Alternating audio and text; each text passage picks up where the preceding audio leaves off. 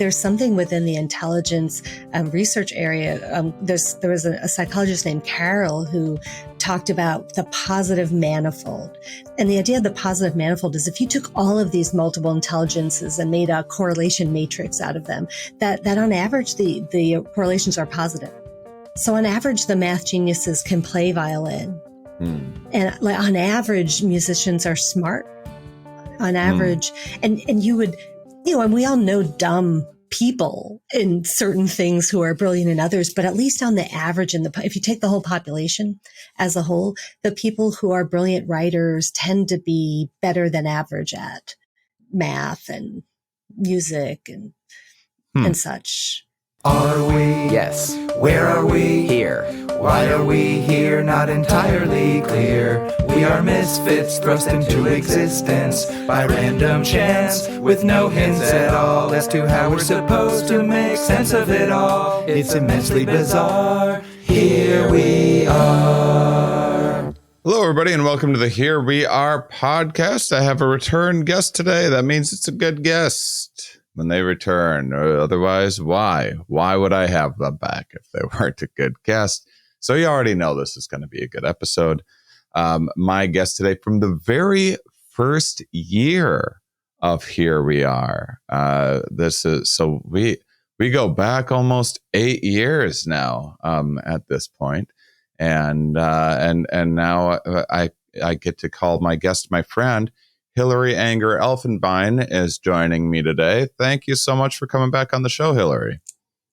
Oh, it means a lot to me. Thanks for having me back. And so I don't even know how to set all of this up, but first of all, I'm getting ready and I'm very excited for this Mind Under Matter Campout festival that I'm putting together with my co-host Ramin Nazer, and we got a wonderful team. It's going to be here in Raleigh at this majestic lakeside retreat, Friday, September 9th to Sunday, the 11th, with camping until Monday. And I sent an email to a lot of my past favorite guests, and I actually had just seen Hillary not too long ago. I emceed a surprise birthday party of hers that I ruined the surprise for. And so Hillary was one of the people that I reached out to, and she was like, I want to come to that. And this is perfect in so many ways because maybe I'll let you tell this part, but after our first interview and kind of you came and saw my live shows and stuff a couple times, I actually inspired you to try out stand-up comedy. You did. So, I mean, I know, Shane, every time we see each other and I tell you this, you always apologize, but it's just because I've been in the business too long and I'm now a bitter old veteran comic. Don't do this to yourself, but you're in a different position. Yeah. You're doing it the way that comedy should be done. You're doing it for fun. You are still, you're not quitting your professor job. You're having a lot of fun with it. And yeah, and I'll tell this story, but I want to say, as you say, I'm doing it for fun. There are moments when people have tried to hire me for things that didn't sound fun. And the first thing out of my mouth is, I don't work for you. I don't say that out loud, but one of the nice things about being a professor is I don't have a boss normally. Yeah.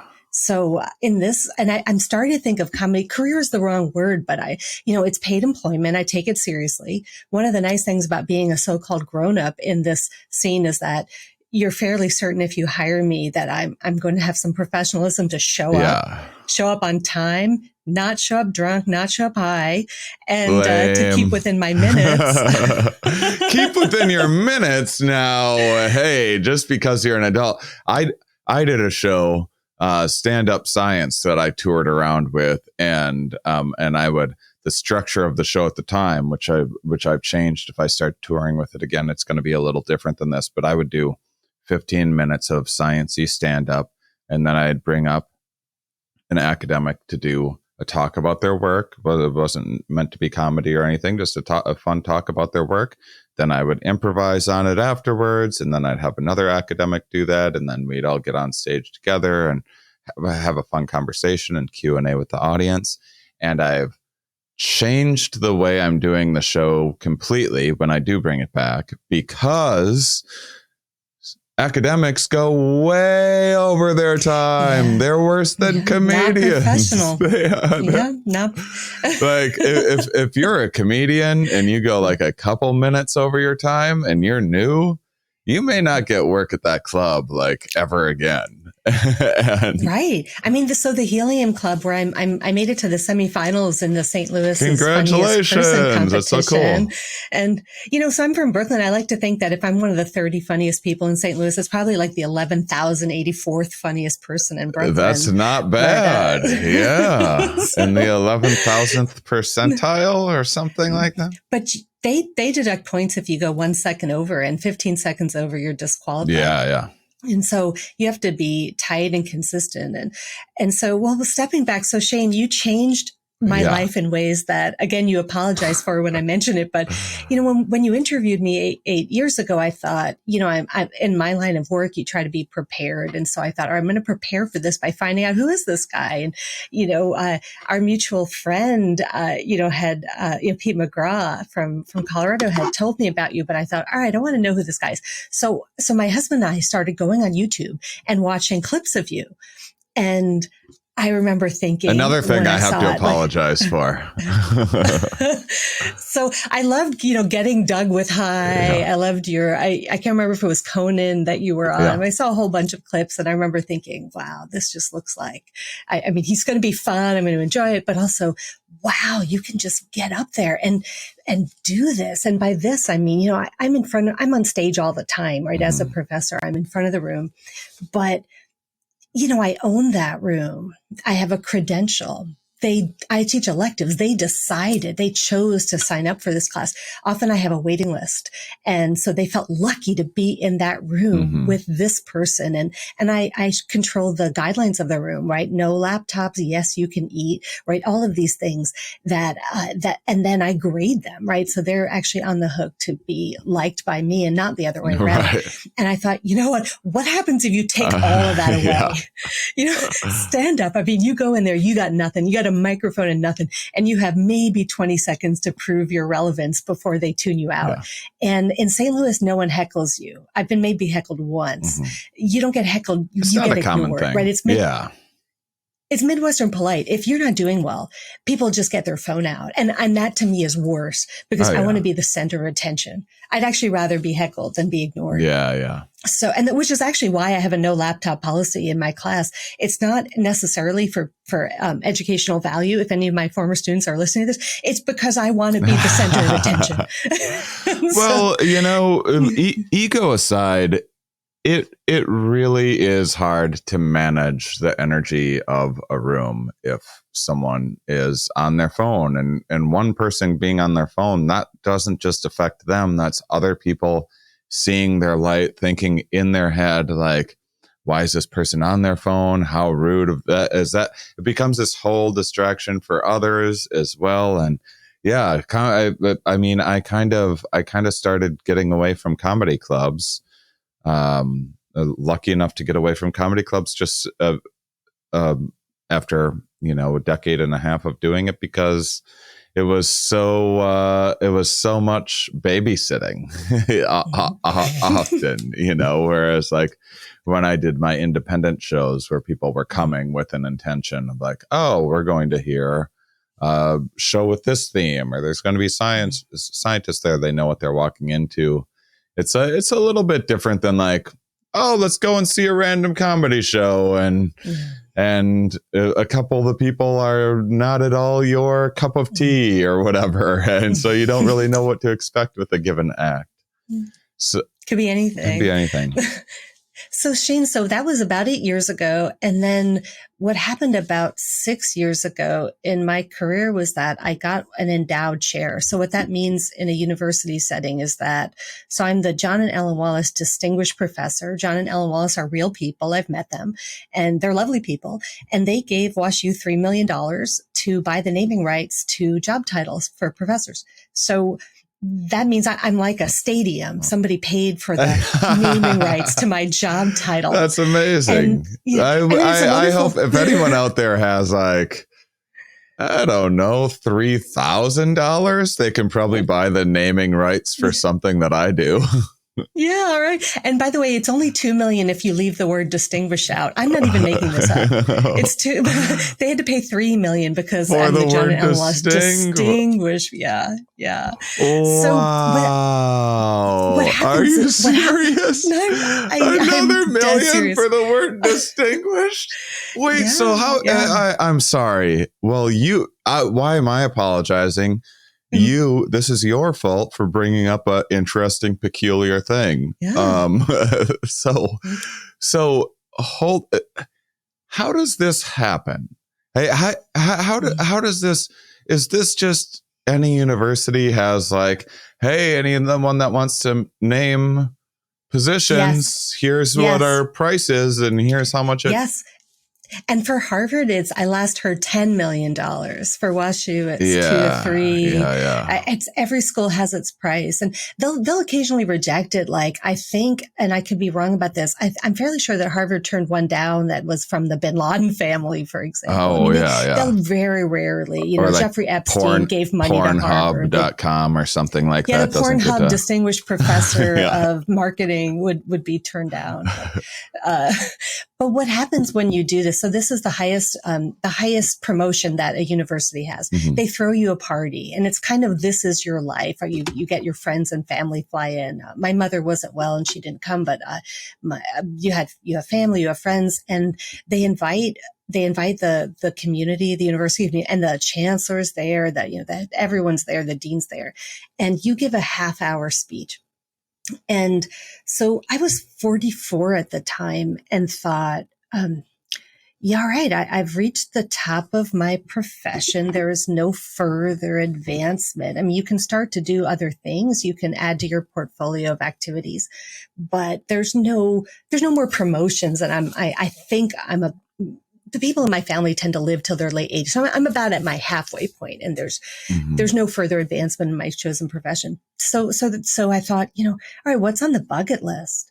And the thing about being a tenured professor, you can be fired if you do something that's worth getting arrested for, accept money for grades, or, any kind of, if you start, I don't know, dealing drugs to the students. There's all kinds of things you could get fired for. Yeah, these are seemingly good ideas. Deal drugs for grades or something. But the thing you can't be fired for is sucking at your job.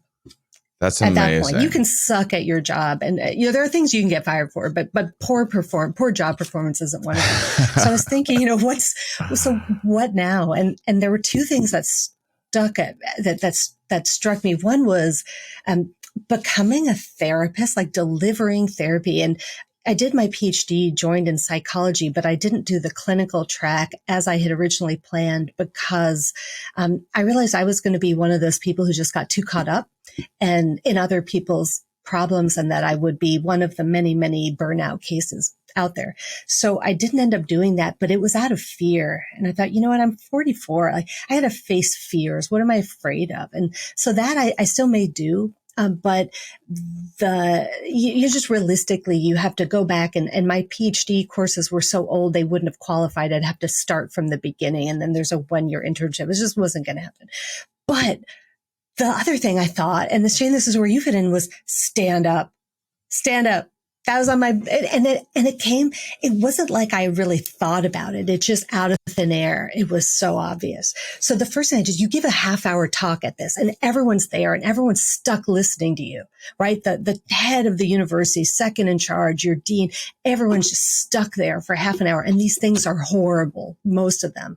I mean, my friends who may listen to this, they're generally just the worst, because it's an academic talking about their life and their work, and they're trying to make it interesting. And then there's the person who gave the $2 to $3 million is there, and their whole family is there, and they're listening to this, like the kids, like the grandchildren of the people who gave the money are listening to this.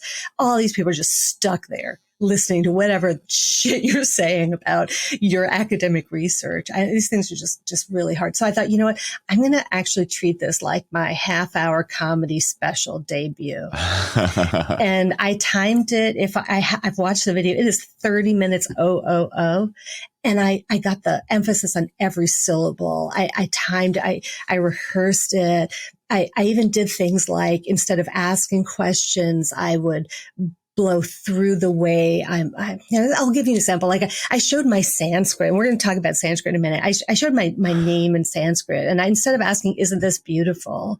I said, and of course you're thinking that this is beautiful, right? So you can just keep going. But I left room for when I knew people would laugh. I mean, I just took this so seriously. And, you know, people hate watching themselves, but I did watch all half hour later, and I thought this was just one of the best moments of my life. That's wonderful. Because you know, you have to think half about how did you hour get to straight out of the gate. See, that's the advantage of having so much public speaking experience already, and being older as well, and just being more comfortable. And for me, a lot of it was about facing fears. And one thing, if you probably talk to my colleagues around here, they would say they wish I were a little more fearful. I'm pretty fearless. You know, there'll be meetings where no one speaks and I'll be the one person who speaks. Or there are people like, actually, you know, we have this horrible Supreme Court ruling, right? This is just a few weeks ago. And I wrote a letter to the chancellor, the head of our university, talking about how I felt like we needed to actually be bold and add abortion coverage to our health plan rather than retreat. So things like that. So, you know, I'm fearless. That's like not a good idea, right? To write a letter to the chief executive of your organization to ask for something that's kind of illegal as of a few weeks ago. But so I went into this thinking, all right, this is about facing fears. You know, I love teaching. I'm winning teaching awards, but what if they're just being polite because I grade them? You know, what if you just stripped all of that away? And so I thought, all right, I just got to do this. And I went in, and I was still drinking then, and sometimes too much. And I went in and just, there's one friend I ever, for the first half year, ever even let me see. It was so much easier being with strangers. And this was somebody, her name was Elizabeth. I adore her. She had been my teaching assistant for long enough. And she once said, I could listen to your voice all day. And I thought, all right, later I kind of remembered that, but I'm going to take you up on that. And she came out. But for the most part, I went in, and it was, but like, I think the first time I went up, I talked about how, one time I got stopped in the airport for having something that looked weird that had been a gift from a university. I gave a talk, and I yelled as loud as I could at the TSA agents, "Don't worry, that's just my vibrator." And everyone around me. And when I think about the sets that I've done that have gone well, they all have at their core something that really happened in real life that people laughed at when I said, and then I kind of build around that. But it was terrible. But I thought, you know what, it lit me on fire. And you later said, you know, it's that addiction, right? You just the crowd. Yeah, you get addicted to it. Yeah. But I started, I mean, the thing that's really been life-changing about it for me is that, you know, I'm in a real bubble as a professor, as a mom. You know, I have 2 children in private school. Everybody's from somewhere else. It's educated couples, a sort of middle to upper middle class existence. And in the university, you know, people are different on all kinds of surface levels, and maybe they're different in their early upbringing, but we're all pretty similar now. And comedy, it's the most diverse environment I've ever been in. And it's not just in areas like race or gender, but actually for me, a big deal has been age. So people are all different ages. And I mean, you know, who's out at a bar at midnight on a Wednesday? It's not usually career moms like me. But I'm out at bars on Monday at 12:30 in the morning was one of my favorite open mics, was when that ended. And, but who's out there? It's mostly 20-something-year-old hipsters. And when I was 20, I was not a hipster. I was looking down, focusing, getting my PhD, figuring out, you know, paying my dues, working in my PhD. There were times I was working 100-hour weeks, and on average, maybe 75, 80-hour weeks. I was not cool. I had no sense of humor. As a kid, I had no sense of humor, Shane. Like my father died when I was young, and then my mom was basically off like smoking pot, and I didn't always know where she was. Or it was before cell phones. I'm 50 now, and I literally didn't know where she was quite a lot of the time. And so I was kind of looking after my brother, making sure he got his homework done. I was like doing the grocery shopping, and I didn't know how long my mother would be away. I actually didn't know when she was coming home, but she would go grocery shopping before she left, and she would leave a stack of $20 bills under the ashtray, right? This was back when people smoked. Just leave it. And the number of $20 bills kind of signaled to me how long she was probably going to be gone. So that was my childhood. And I had no sense of humor because I had to be serious, right? I was in some ways the parent or if my brother listens, it's sort of a co-parent in this environment. If your brother's listening, give him a little credit too. But if he's not listening, come on, it was mostly you. But I was certainly my own parent. Yeah. And so, but now I'm spending time with these people who are from, they're in their 20s exploring and growing in all these ways. And I don't mother them. I don't.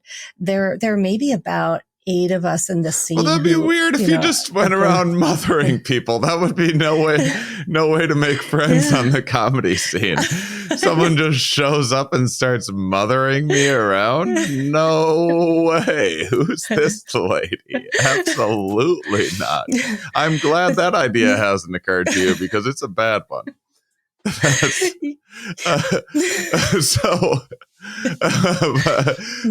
But yeah, so I'm not as passionate and interested about stand-up comedy at the moment as other projects that I have going on. I need to get more.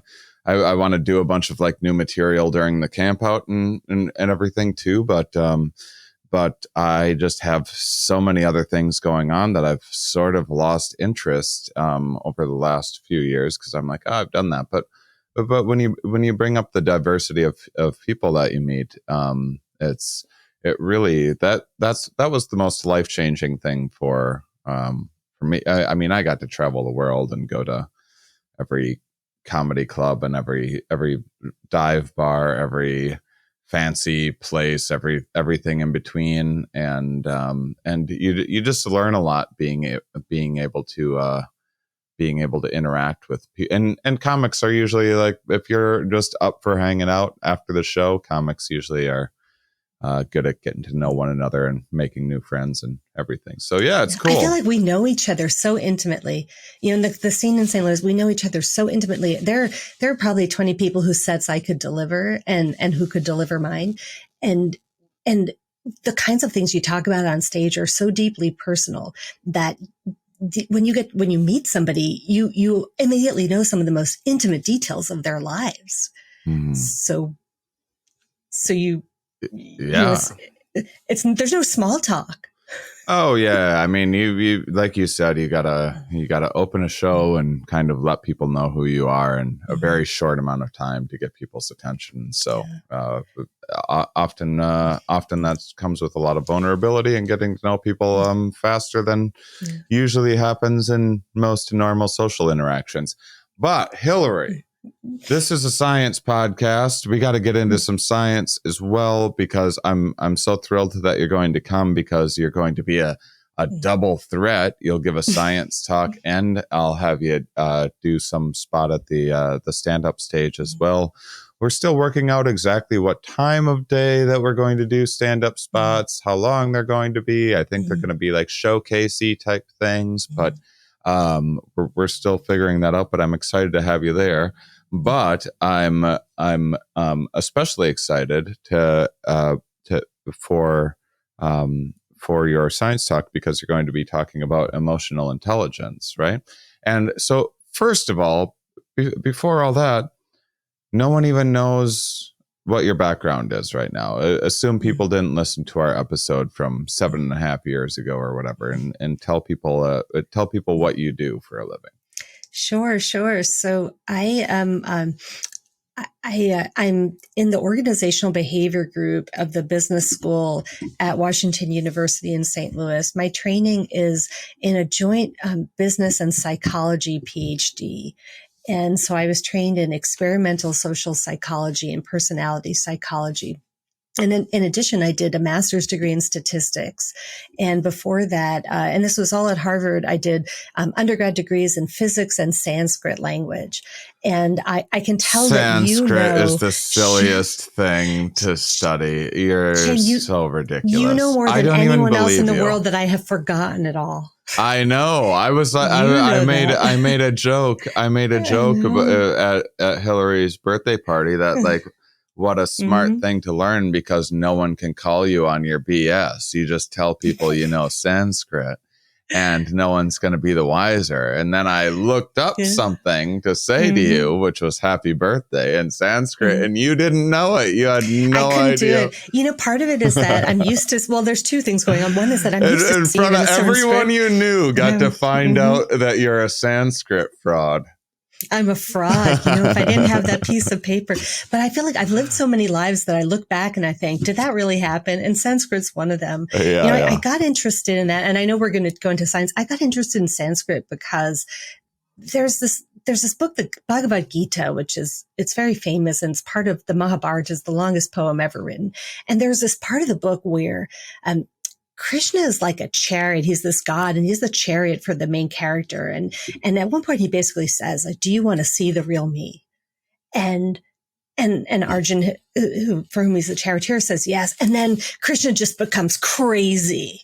And just, I mean, like, you see these images of like everything in the universe. And it was like, yeah, okay, now I know who you are. And I just thought that just captured me, this idea that, wow, like, you're seen. What does it feel like to be a very complicated, weird person and to be seen? Like, I'm so, I've often felt like I can't let people get to know me, because if they do, they'll see that whole big crazy come out and be like, whoa. I'm sure everyone feels that way. I feel, well, so I felt seen, and you can read that book within a year of taking Sanskrit. The grammar is actually pretty simple in that book compared to, and then I found out that it's the most scientifically rule-governed natural language. And so there are a lot of like science nerds in there. And I double majored in physics, more or less to have something I could tell people when they asked, because years later it's intriguing and funny, and it's like a party trick, and people remember this about you. But at the time I was very embarrassed by it, and it was the secret I was keeping, that I was letting myself be completely useless. And, you know, it's $20,000 a year to go to Harvard, and I was squandering it. And I needed something to tell people. I was squandering it on something people, why are you wasting your time on that? You know, my grandmother came from Russia with only what she could carry, right? And then here I am, spending her money on Sanskrit. Kind of learning dead languages. Not enough to handle happy birthday, but yeah, well, we call them classical, not dead, but yes. Classical. Now, by the way, and I will say, for whoever's listening, that part of the other thing that was going on, Shane, when you were at my birthday and you called me out on Sanskrit, was that I didn't know I was having a surprise party. I knew that it was going to happen, but I didn't know what, and I didn't know when or where. And people say, oh, were you pretending to be surprised, to be polite? Oh, no, because I would have washed my hair, first of all. Right. I didn't. But then the second is, I thought we were having dinner with this, sweet couple that we know. And so I took an edible. Yeah. I remember that. That was the Sanskrit folly. I never actually read Sanskrit high. I remember that, but you were like, I took an edible. What's going on? Everyone was. We were in a what was the place? COCA. It's the Center for. I'm forgetting what it stands for. It's this lovely theater. Yeah, there's like people eating hors d'oeuvres and stuff like that, and everyone's dressed in very stylish suits and dresses and things like that. and you are like, whoops, I'm baked. The best part is when I saw you outside and you had a mask on, and you came to me and you said, I'm here, and I didn't recognize you with the mask on. And then I realized, holy moly, like, this is holy shit. Like, what's happening? I'm not sure I blew it. I thought by the time you were outside, you already knew that it was a thing. And I was the first one seeing seeing my masked, bearded face was the first. But it was meaningful that Dan hired you to do this because he knew that you had been such an influence. But, getting back to this, so what is it I'm trained to do? So I not having any marketable skills coming out of either physics or Sanskrit. I worked after college for this consulting firm for a couple of years because that's just the kind of thing you do when you don't know what to do. And I became captivated there by not the market research we were doing or decision support tools and all that. I became fascinated by how people were relating to each other in the workplace. And I felt like I just was watching mistakes all around me that had to do with emotion, not using emotion to develop social connectivity, but using emotion to actually be productive and get your job done. So things like, I had a supervisor who was monotone, and all of his supervisees thought he was critical of them. And he actually, when I started working with him, he actually came to me and said in his monotone, I just want you to know, Hillary, I have a monotone. I can't do anything about it. And there'll be times when you think I disapprove of something and it's just my monotone. So please ask me what I think of things before you assume I don't like things. And I was captivated by that. And, the relationships within teams. That is interesting. I saw people across cultural boundaries in these global teams mistake emphasis for anger. Some people when they raise their voice, that's just how they say they care, right? And other people think they're angry. But then people, something really dramatic happened though, which changed my career trajectory, which is my office got moved to be next to the mailboxes. And at the time, so this would have been in 1995, email existed, but attachments did not. And so we would go to the FedEx, last FedEx pickup to send drafts of things. And if you wanted to give a memo or something you're working on to your colleague, you would print it out on paper from trees. And you would walk it over to the mailboxes and you would check your mailboxes maybe twice a day. So I was right there and people would just stop by and talk about what was on their mind. And usually what was on their mind were just people things going on at work. And I realized this was the part of the day I enjoyed the most. So I started getting sweets to just entice people to come into my office and tell me all about what was going on. So I realized I just need to go and get a PhD in psychology. This is what I love all day. And so I stuck with this notion that we use emotion to get our jobs done. Things like, how do I know in client services, you talk a lot about managing expectations. How do I know I've managed the client's expectations? It's like surprise. If you see someone's eyes light up in surprise, you have done a poor job managing expectations.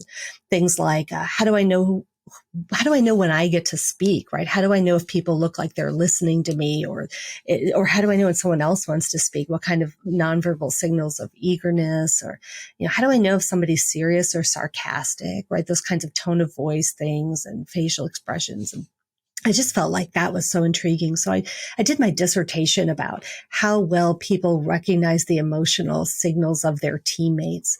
So can I stop you? Mm-hmm. So what? So wait. So wait. So you got a degree in Sanskrit and physics, but then you gave your dissertation. No, because the physics and Sanskrit were undergrad, and then when I worked at a consulting firm, I never went back to those topics. And so after consulting, I just started a PhD in psychology. Oh, okay. And it was so my psychology dissertation. I never went to college, so I don't know the structure of how things work. So you can have undergrads and other things, and then just go for your PhD in a totally different thing altogether. Yeah. Usually you can't, but I did some summer classes, kind of catching up on the psychology front. And I think, the way that my mentor described it, she said, well, you did physics and Sanskrit at Harvard. I graduated in the top 24 in my class. We figured we'll just pick it up. So normally you don't. Right. But you get some benefit of the doubt, and, and so I got back captivated with two ideas around emotional intelligence. The first is that some people are better than others. Right. And that idea was, Daniel Goleman had just published his book, Emotional Intelligence, the year before that. And people were starting to get interested in the idea that this is an ability. Some people are better at it. Some people are worse at it. And by it, I mean social skills broadly speaking. And there are a lot of different skills within it, which we can talk about. I'll just say that there was a perspective on it like, some people have these smarts, some people don't. And then where I'm trying to come into this field from that perspective, but also taking the perspective that we're better with some people than we are with others. So like maybe I'm not good at reading the room, but I can read you. And you can read me, and neither of us understand what anyone else is thinking or saying, but you and I can read each other. So those are these very two different perspectives that I've been taking to the question of emotional skills. So, at the festival, I'm going to be talking about what even is emotional intelligence. And the general thinking is that it's a grab bag of skills that all have to do with being effective through your emotions. So there's self-awareness. So some people have no idea that they're shouting right now. They have no idea that they're angry. They have they kind of bottle up their feelings, not self-aware. Then there's emotion recognition. So can I read the room? Can I read other people's signals? So their body language, their tone of voice, facial expressions. Then there's emotional expression, which is not about being expressive as a tendency, but it's about, if I want to get my message across, can I do it? And it's basically acting ability. So people who can, if I'm angry, can I get that in my tone of voice? Or if I want to be pleasant, like if I'm a flight attendant and I want you to think that I'm happy right now when I'm not, can I get happy cues out to you? And so that's another one. And then there's emotion regulation, which is huge, right? And there's regulating yourself, and then there's trying to regulate others. So regulating yourself. So can you calm yourself down? Can you psych yourself up? And then trying to regulate others. Regulation of others is about, can I soothe other people? Can I get them excited? If I'm a sports coach, can I get them angry? And any emotion that I might want another person to feel, are there ways that I can get them to do that? And then the last is basically empathy. Do I know if I send this email, how somebody will react to it? And emotional understanding is what it's called. It's sort of fancy name for empathy. And we think about empathy as having 3 layers. The first layer is can I turn the table around and see the world through your eyes? And that's what really we're talking about here. But actually empathy has 2 more layers, which is, so do I know how you're feeling? But then second, do I even care? And then third, am I going to do something about it? And those two are not what we think of within emotional intelligence. Empathy is really a matter of like, can I predict how you would feel if such and such event happened? I'm sorry. Say those. This is very interesting to me. Say those 3 aspects of empathy one more time. So the first is, do I know how you would be feeling? Mm-hmm. And the second is, do I care how you would be feeling? And the third is, do I do anything about how you're feeling? Okay. And the first of those is really an ability. The second and third of those are choices. The first is, can I know if you told me about a scenario, and the tests for these give you a scenario, and they'll give you a few sentences and say, how would this person feel? And people who can do that are the people who get blindsided less often in the workplace. Because, this happens to me. I'll get a response to an email and I'll be like, holy shit, I didn't think that person was going to respond that way. And that would be a failure of emotion understanding, failure of empathy. But then, this is here's something I bet you have a fair amount of thoughts on is how we measure intelligence. We have these IQ tests, and I've taken IQ or similar tests where I feel like it's things that were like built for me to do well. Like I get math, I get like spatial reasoning and stuff like that. And it seems it's always seemed like I don't know if it's appropriate to say like or fair to say like a kind of a male driven assessment of of value, but it always seemed like it's just like, it's sure not capturing like a whole lot of the skills that social primates actually need in life. It's capturing like, what's your ability to memorize good words, and what's your ability to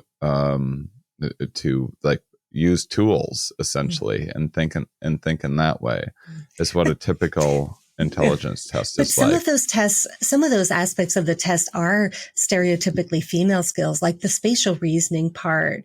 If you think about, if you're, knitting, for example, those people have incredible spatial reasoning skills. But it was Howard Gardner who coined this idea of multiple intelligences. And he argued that you shouldn't just look at math and verbal and spatial, but you should look at areas like music and like athletic intelligence, even music. Yeah, it's like I have like I'll take an IQ test any day over like testing my coordination or all of the, what was the other thing you said right before the athletic and music.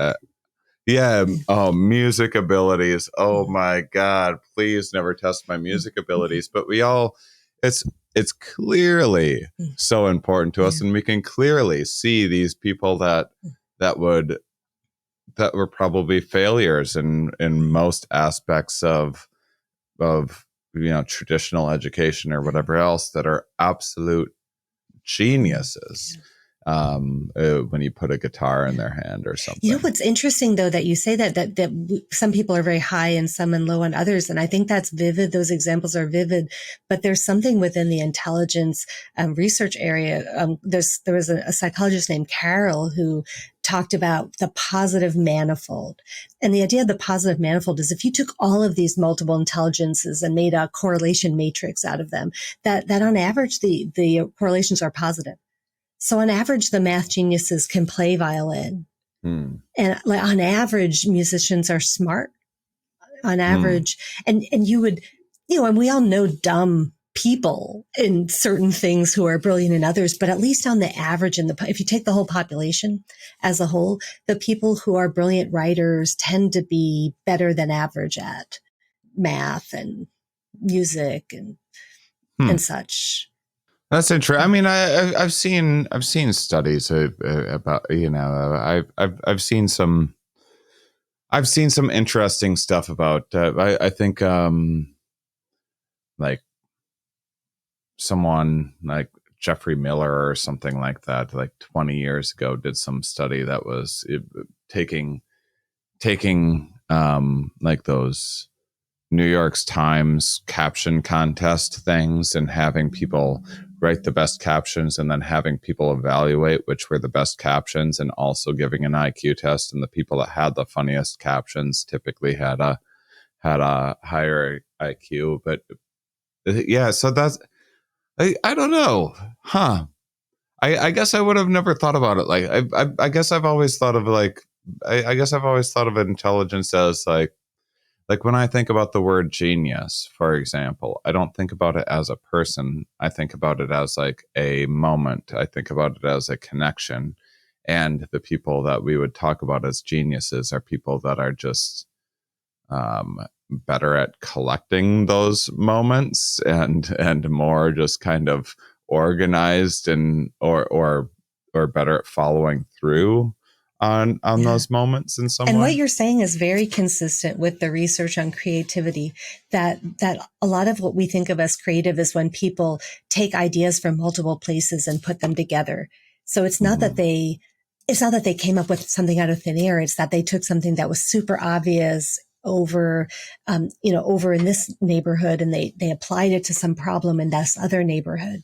And it was groundbreaking in the second neighborhood, but and there are these examples like Thomas Edison had the light bulbs were all falling out all the light bulbs were falling out until somebody said, hey, they have these screw tops on kerosene containers. Let's make screw, let's have light bulbs screw in instead of stick them in. And it was, that's creative.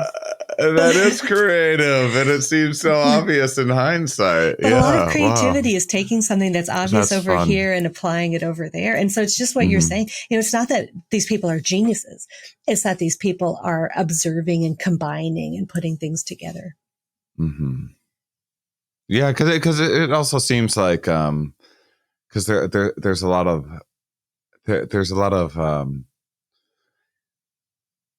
I feel like people a little bit less familiar with science sometimes they're like, well, a lot of these big breakthroughs were people that bucked the trends or whatever else and did and thought outside the box and that's like that's true on a level, but usually those people were experts in that field and knew it very, very well. They weren't just sitting around watching like YouTube videos of conspiracy theories and like, I've got it, I've figured out the whole world. They were experts in that field, and it was just their idea was a little too novel to be accepted in that field at the time. Not that they were like, not that it came out of nowhere. Yeah. So I want to tell you actually about the first study I ever did. So the first thing I did my first year in grad school is now written up in Psych 101 textbooks. So this is like, you would think I've got to be a one-hit wonder because you can't do this a second time. But what it was just like what you're saying. So I lived in India, and I had the sense that, and I think anybody with a passport pretty much has the sense that we express emotions differently across cultures, and that there are more misunderstandings across cultures than there are with people from your own culture. And so I wanted to write a dissertation about how global teams are challenged by the way people use emotion differently across cultural groups. So I was ready to do this. And then my advisor, my initial advisor, Bob Rosenthal, he's so famous that people don't know who he is. He discovered experimenter bias. All these double-blind medical studies, that was him.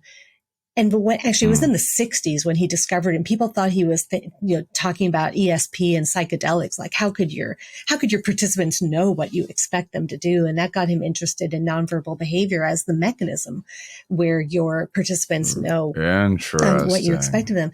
So I went to him with this idea, and he said, "Oh no, Hillary, emotion's universal. It's biologically determined. There are no differences across culture." And I thought, well, that didn't make sense. So I asked him where that came from. So I read these articles, and they all cited people who cited this study from 1972. So I went to the study from 1972, and it made no sense.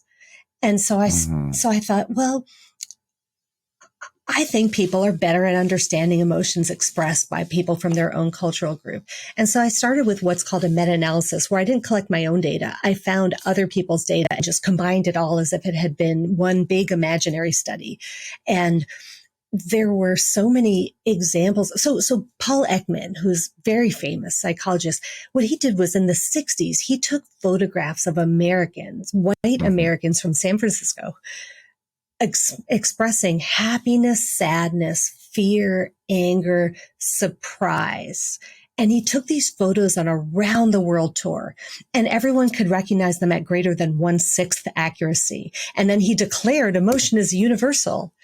And he got he got quite a big name for himself within science for doing this as well. This was kind of it was a big deal. This became dogma, I feel like, for a while. Yeah, right? And it was a very big deal. But if you look at his original data, what you'll see is that, yes, everyone did better than 1 out of 6, actually, except one group that his co-author published in some obscure place that Ekman never was willing to put his name on.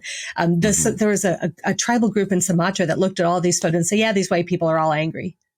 All of them angry, all of them. But for the most part, people did better than 1 out of 6, which is like throwing darts at a wall. They did better than that. But when you look at the data, the people from Europe don't do quite as well as the Americans, and the people from Asia do much, much worse than the Americans. And there's this, what I ended up calling in-group advantage. But no one does worse than throwing darts at a wall, but that people do worse the more culturally distant they are from the source of the stimuli. So Paul Ekman later, in a sentence fragment in some article, admitted that he didn't published the statistics that would help you actually test that. But then there was someone named David Matsumoto came along and looked, and he's Japanese American. And so he looked at how poorly the Japanese participants did on all these tests and started writing articles about what's wrong with Japanese people. So I'm reading this and thinking, all of this is just full of shit. And David, I hope you're listening. All of this is just full of shit. And so I took 180, I'm forgetting the exact number of samples of times that people borrowed stimuli, either accidentally or on purpose, basically had a cross-cultural study. A lot of these, I'll give you an example of an accidental one. There was a study of earedness. So, we're like right-handed or left-handed. It turns out we're right-eared or left-eared. And there was a Japanese test of earedness that played positive and negative tones, and you had to recognize them, and you could see which ear you did better. And then Israeli researchers had no idea that this was that this would be culturally specific. So they borrowed this Japanese test of earedness, and the Israelis did worse. So it's not a problem with Japanese people recognizing emotions. And David was writing about how they were repressed and blah, blah. Hold on. Wait, earedness there's cross-cultural variation in earedness? No, there's not in the earedness. There was cross-cultural variation in the average score on the test. So, I'm not following. Okay, Can you explain? So in Japan, there was this test of earedness. They played positive and negative tones into your right ear and left ear. And they saw which ear you did better on. And it was like 9/10 people did better with their right ear. Okay. But there was an average, maybe let's say the average was 90% of the time you got the right answer. Then they took this test to Israel. And again, 9 out of 10 or so people did better with their right ear. But now the average score was less, more like 80%. So that 90 minus 80, that 10% is what I would call in-group advantage. That they just did worse on average. The earedness part was consistent. Yeah. That 90% were better with their right ear. But the part where they just didn't get these Japanese vocal tones as accurately as the Japanese participants did. Oh, so it was Japanese vocal tones that they were testing. And okay, that's where the wires were getting crossed. Oh, okay. I got it now. And therefore, because you're hearing a language from a different culture and you're having a harder time receiving. Yeah. So I ended up getting something like 180 of these by just pounding the pavement and looking at everyone who cites everyone and, writing to obscure places. And it was really consistent that people did better with emotional expressions from their own cultural group. And the farther away physically you were, the more there was this gap. And you couldn't do this today, but I managed to find data about telephone traffic between nations. And the more telephone traffic there was between any pair of nations, the lower the gap. So it's like an emotion gap. And it's bigger when we're farther away and when we communicate less. So you know what happened with that is, and this is about the sociology of science, is that everyone said it was wrong. And then all of a sudden, oh, it's obvious, right? It went from wrong to obvious. And then why does Hillary get the credit for this? So that's how if people are, and it made people angry. And I have this good friend, Jim Russell, who's a noted psychologist. And he once said to me, I wanted to meet you because you were so brave to go up against Ekman like that. And I said, oh no, I wasn't brave. I just had no idea. Yeah. It's coming out of physics and Sanskrit. And what that does, we're talking about creativity is how we got into this was, in Sanskrit, you think a lot about linguistics and you think about dialects. And so the idea of coming into this emotions arena and thinking about dialects. And so I actually called it dialect theory, what I was working on. And so it's taking something that's really obvious in one area and taking it to a new area. Can I ask you something this is an egocentric question. I just had it probably has nothing to do with your work, but I'm very curious what you have to say. We have so on the Mind Under Matter podcast recently, I guess what I'll be getting at is I'm very curious about personality differences and what something like a character trait like openness would have in this, because we were talking about language barriers the other day on Mind Under Matter. What happened was I went in to get a haircut. There was a language barrier, and they cut my beard much shorter than I had anticipated. It was like down here. I asked for like 2 inches off. They went like 4 to 6 inches off. And but I was talking about how often in certain contexts language barriers can be so fun and interesting, and usually, like, I've been to so many foreign countries now that I feel like, and maybe this is just maybe this is some emotional intelligence or something coming through with nonverbal things, but I feel like there's patience given to someone that isn't speaking the same language. I feel like you have a little leeway. I can understand there's situations people get frustrated. I don't know what you're saying, whatever. But I use the example of the kind of classical idea of the romantic idea of like meeting someone that it's English is their second language or whatever, and there's something very appealing to that. And I see these fun videos on Instagram and stuff where people have their spouse or whatever that can barely speak the English language, and they like make some very cute mistakes and stuff within it. And there's, I don't know, there's something there. So do you think that maybe has an aspect of personality, like if you're higher in openness and you just tend to gravitate toward novel things, and you happen to be more you have a higher tolerance for ambiguity and things that perhaps that it, something like a language barrier is actually more appealing to you. It's intriguing.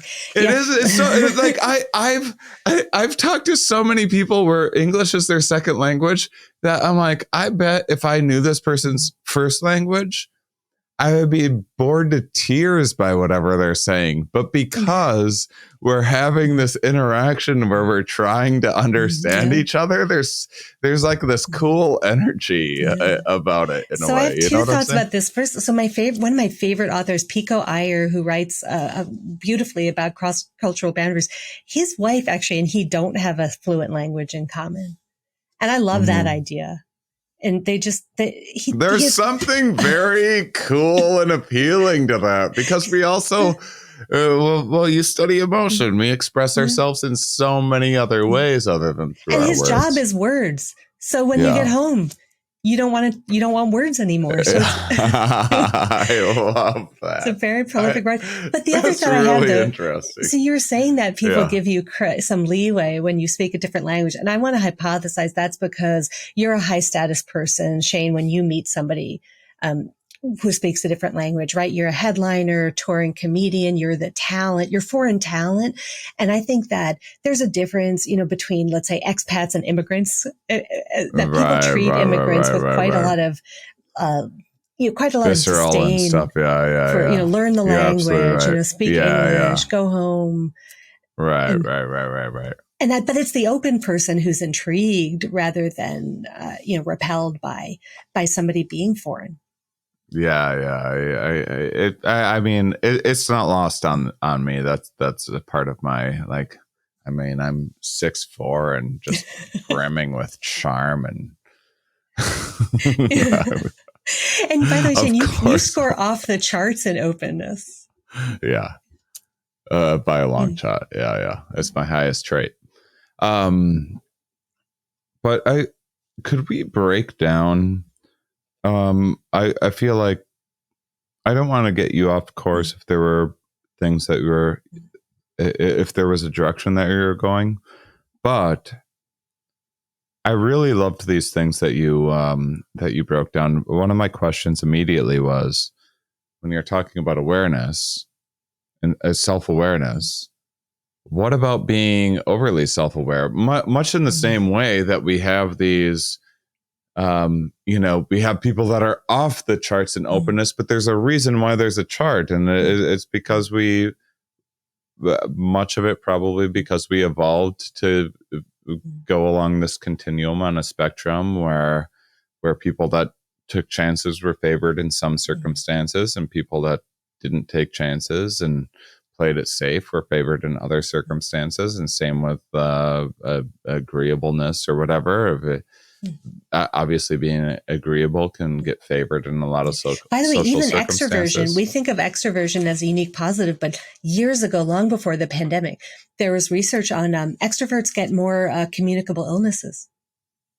Introverts are safer from communicable illness. And yes, of course. That's so funny. Not funny, but tragic, whatever. But yeah, the various factors that so it's still within a range, usually, and then there's outliers, but it's still within some range, and so I guess where I was going with is this awareness thing, because you can be too self-aware. It can be debilitating. Yes. Yeah. So what I think of to your question is that you can be, that expression, you can be too smart for your own good. Mm-hmm. And I think that that's true for emotional intelligence, that you can be too emotionally intelligent for your own good. And so that's a great example with self-awareness, though hyper-awareness can be debilitating. Also, emotion recognition, which is the area I do the most work in, which is around nonverbal signals. You can be too good at that for your own good. And I have a paper that I called eavesdropping, because if you're exceptionally good at emotion recognition, your colleagues actually find you quite invasive. I mean, imagine if somebody can just read your mind. Wait. Say that one more time.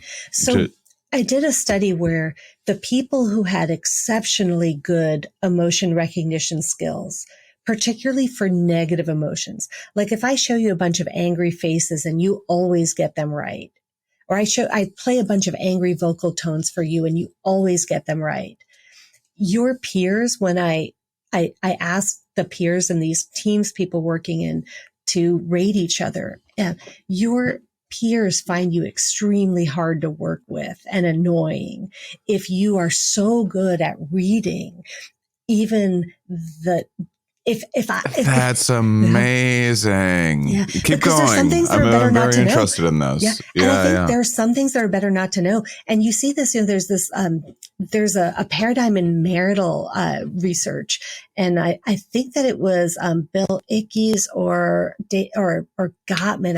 I'm forgetting which of the two, but they found when they had married couples do a protocol where they talked to each other, and then afterwards they were asked separately to record what they were saying and thinking, but what they were thinking but not saying at any given moment. And then their spouse got a list of timestamps, and they were asked stop the tape at that moment and say what you thought your spouse was thinking but not saying.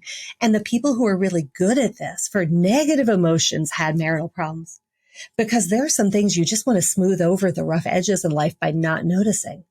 Right? Don't go there. Don't notice. You're actually better as a married couple you are blowing my mind right now. This is okay. Like if you know every time your colleague is irritated, that's a lot of information that you could perseverate over. Yeah. Like I'd rather not know. And my husband will listen to this, and my husband. If I could see in vivid color every moment that he's irritated, sometimes it's just noise. If you're good at recognizing that, you also need to know why, right? You need to know the why they're irritated. Is it about you? Is it about something else? Is it something that you can solve? And if you take a functional perspective to emotions, there's some reason they're in the gene pool, right? So even rage or jealousy or hatred, but anger is in the gene pool because it's about relationship management. So I'm doing something wrong, you show anger, and then I fix the problem. When it's going well, that's how or pay some cost for not fixing the problem. Yeah, like sometimes anger is itself a punishment. Yeah. But imagine though, if you read anger into every little thing, right? If you could detect, I'm just so glad that people can't read my mind in a meeting, in a business meeting, because there's just things that you're thinking that you shouldn't say out loud. And you choose not to say these things out loud for a reason. But if somebody can detect all of that, then they're actually a pretty unpleasant colleagues sometimes. So you can be too smart. You can be too emotionally intelligent for your own good. Yeah. Wow. I'll give you another example. Really cool. So emotion regulation, a lot of the early research on emotion regulation in the workplace was done by this incredible sociologist, Arlie Hochschild, who embedded herself with Delta flight attendants for a long time, maybe a year, and wrote this brilliant book about it. And she found that the flight attendants, and this was in the 80s, back when it was still glamorous to be a flight attendant. And she found that the flight attendants, they have to act very pleasant, right? Like, have a nice day. And they have to put up with a lot of bullshit from passengers. And so they had two main strategies for managing their emotions. The first were the people who suppression. She called it suppression. They would just bottle it up. Some guy's an asshole, just bottle it up and put a plaster a smile on your face. And those people were very prone to burnout. But then she had what were called the reappraisers. These were the people who, and I think she called this deep acting was the name she had for it. And the surface acting were the people who just put a smile on it. There were suppressors. Then there were the people doing deep acting. What they did was they would actually reframe the situation. They would say, what? This person's like a toddler throwing a tantrum. They can't help it. How could you be mad at them? They're just scared. They can't help it, And think about it, you don't get deeply angry at a toddler for throwing a tantrum because they can't control themselves. So these flight attendants were much happier with their job. But you know what though? They had problems in their home life because they had lost the ability to hold people responsible. More than average, more than the other ones. They had problems in that because they lost boundaries. They couldn't hold people responsible for bad behavior because they would just will it away. And you see this in abusive relationships a lot. You see a lot of what they call reappraisal. So, he only hits me when he's drunk, or his father did that to him. He can't help it. And so these flight attendants, right? The ones who they were too good for their own good at regulating their emotions. Because you need to get angry at people who are being assholes. Of course. If you regulate yourself so effectively, you stop holding. This is so cool. Yeah, I love this. Then I think you need some of these skills in tandem. So if you're really good at recognizing other people's emotions, you need to be really good at regulating your own. Because if I detect you're pissed at me, I need to stay calm while dealing with the situation. If I just blow back up at you, it would have been better if I didn't even recognize that you were angry to begin with. If that makes sense, right? Some of you need these things in combination with each other. It's crazy. It's crazy. But by the way, regulation is a huge topic. And there's now, I've never seen anybody write about it quite like this, but as I read the research out there, I think of there being four main categories. So there's the suppression, just put a smile on your face as a flight attendant. There's this reappraisal, or also called deep acting, where you reframe the situation. Like you look for the bright side. Oh, there's the silver lining of COVID. We all have Zoom now. I'm just kidding. That's a horrible thing. You should not do that.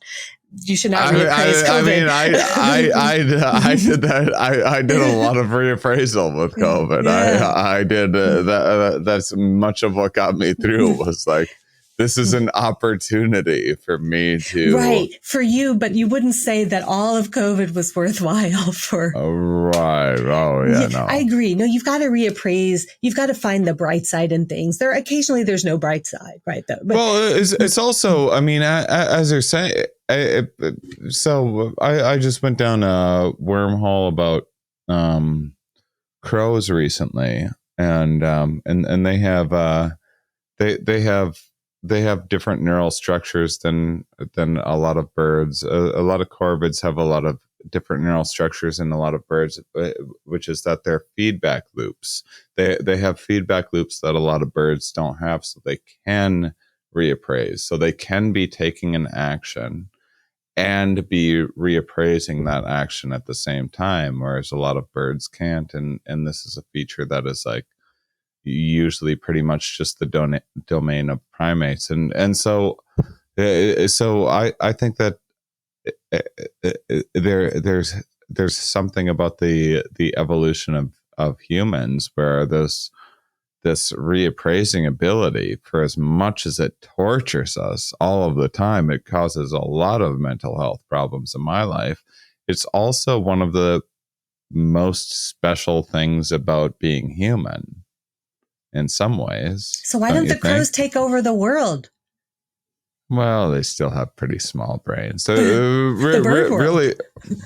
really large. I mean, because they're mostly mooching off humans. They follow humans around wherever they go. They're like a bunch of empty space and with some trees around, and then they scavenge quite a bit. And so I don't think they're worried about taking over. So so I gave you the first two. So suppression and then reappraisal, and then the third is physiological means. And so this is where drugs fit in. This is where comfort food fits in. You know, when I talk about this, I would say, you know, happy hour. It's called happy hour. It's not called discounted hour, right? And comfort food. It's comfortable, right? Chocolate. And then there are things like taking a walk. You know, sometimes you say, you know, I just want to clear my head, go for a walk. And what else are there? You know, like yoga or mindfulness, breathing, these kinds of physiological effects.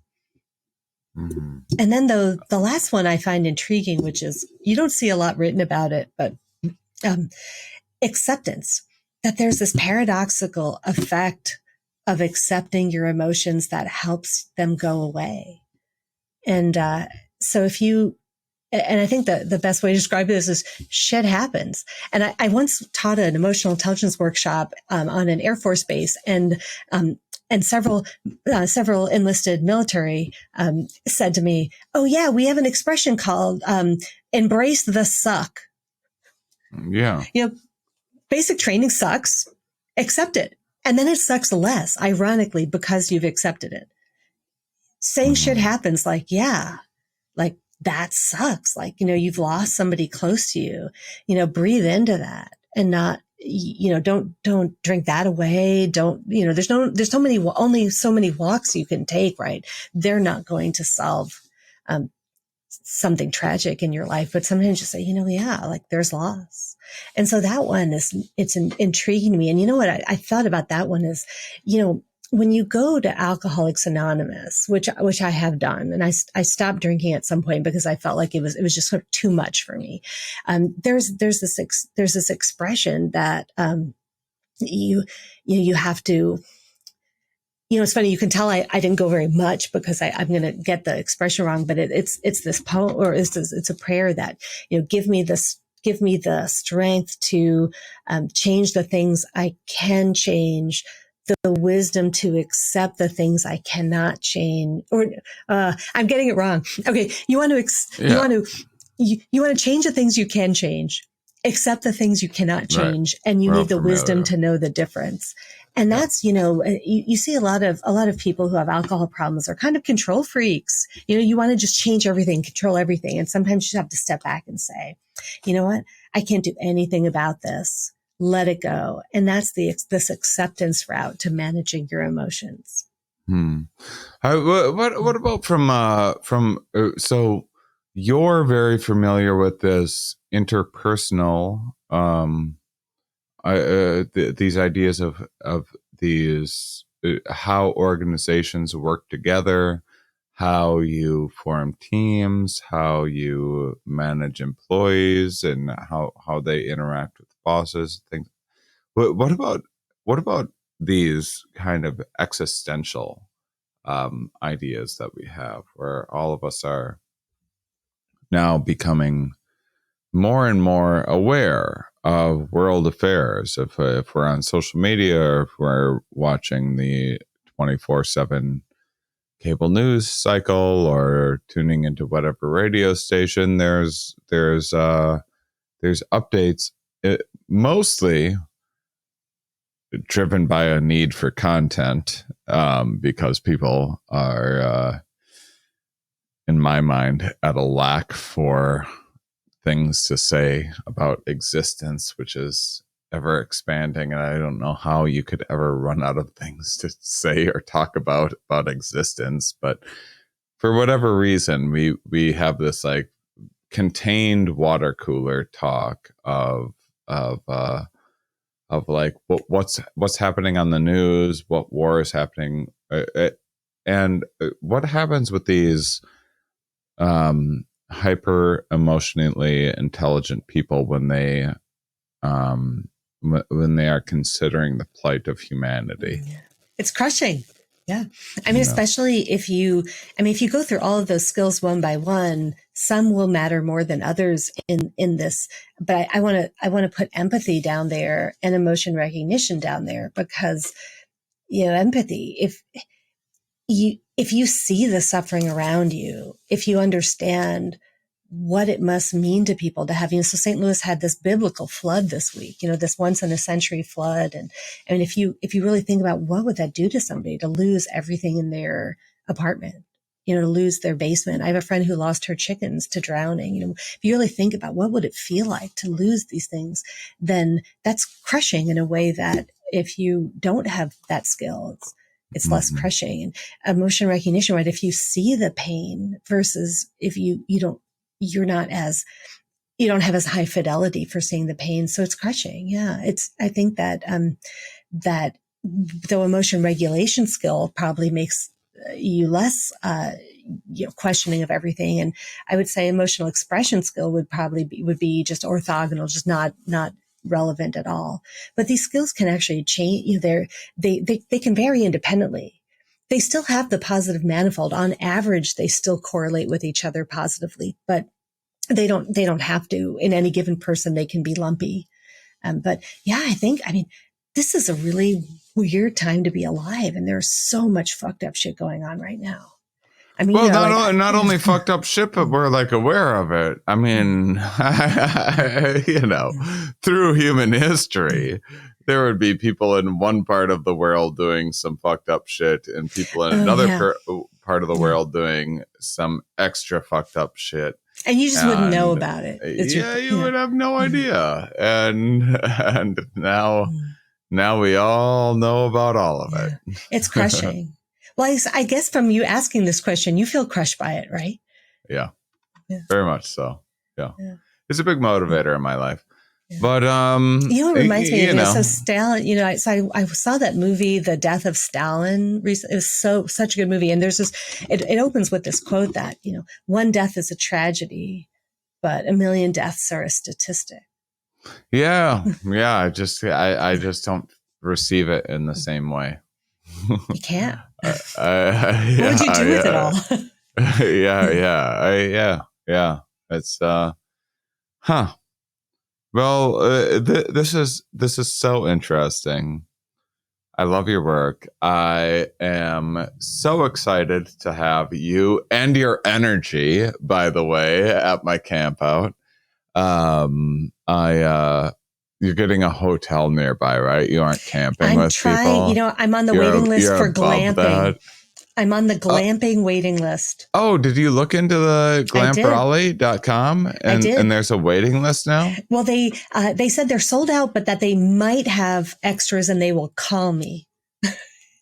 That would be my first choice, is to glamp. He's supposed to tell me that when that happens. I'm disappointed that I'm hearing that from you. Put in a good word for me to glamp. I can figure out some glamping or an RV situation for you. I didn't know he was sold out already.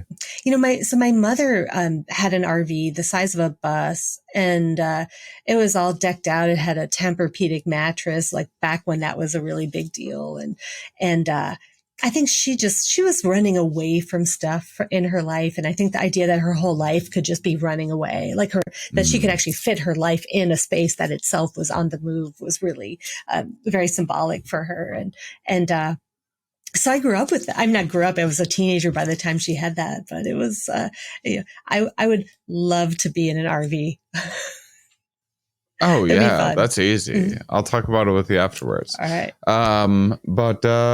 So you're going to be at the Mind Under Matter Campout Festival coming up September 9th, which is a Friday, until Sunday the 11th, with camping until Monday. And I believe you're going to be on Saturday. We figured that out. I think already, Friday. right? I'll be on Friday. Friday the 9th. Yes. Okay. So you'll be on Friday. We'll talk about emotional intelligence. It'll be terrific. And thank you so much for joining me. Thank you for having me, Shane. It's so meaningful knowing you. I'm just delighted by, I'm just happy to know you. I'm happy to know you. Yeah, thank you so much. And thanks for joining. And thank you, listeners, for being such wonderful, curious people. We'll talk with you more next week.